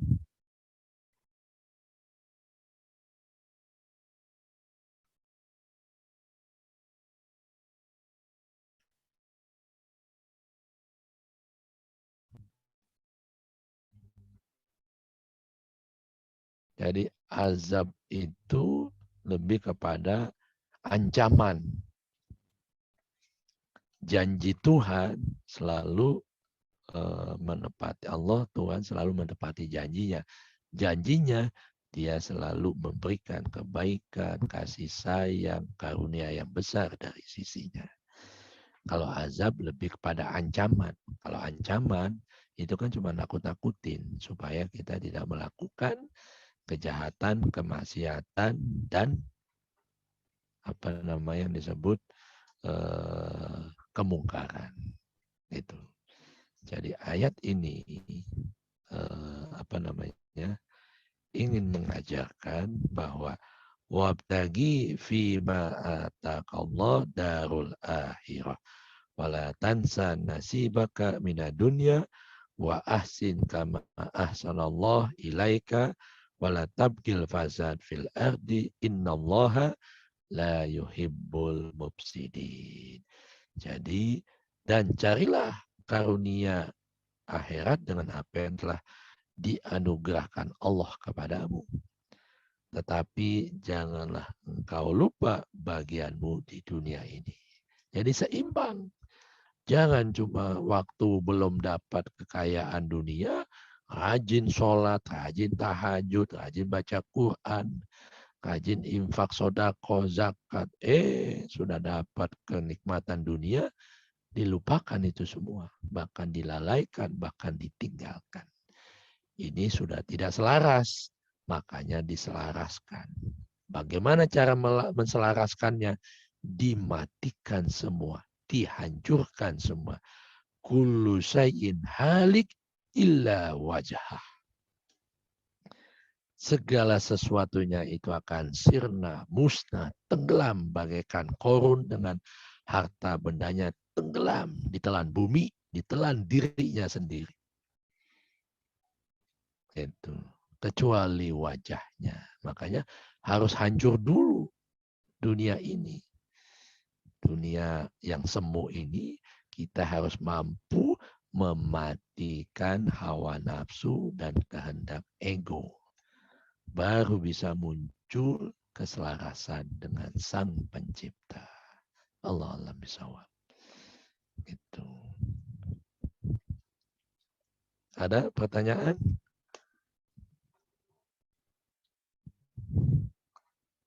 Terima kasih. Kalau tidak ada, mudah-mudahan bisa menjadi renungan kita bersama.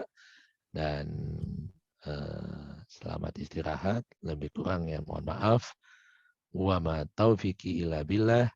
Alaihi tawakkaltu wa ilaihi uni. Mari kita selaraskan hati dan pikiran.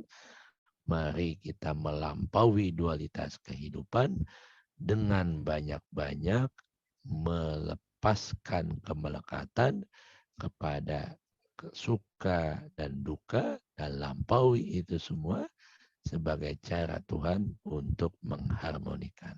Caranya dengan mematikan, menghancur leburkan segala anasir ego, hawa nafsu, apalagi kehendak rendah, itu kan diri-diri yang rendah, keserakahan akan harta yang kita pikir itu akan abadi, tapi ternyata sekejap bisa hilang seketika. Jadi yang tidak pernah hilang, yang tidak pernah hancur adalah wajahnya. Maka mari kita lebur dalam zat Allah, sehingga yang muncul dalam hidup keseharian adalah langkah tingkah laku amal atau af'al Allah Subhanahu wa taala. Itulah keselarasan hidup yang bisa memadukan aspek zohir dan aspek batin Allah Subhanahu wa taala. Lebih kurang mohon maaf. Sekali lagi selamat istirahat dan sampai jumpa minggu yang akan datang.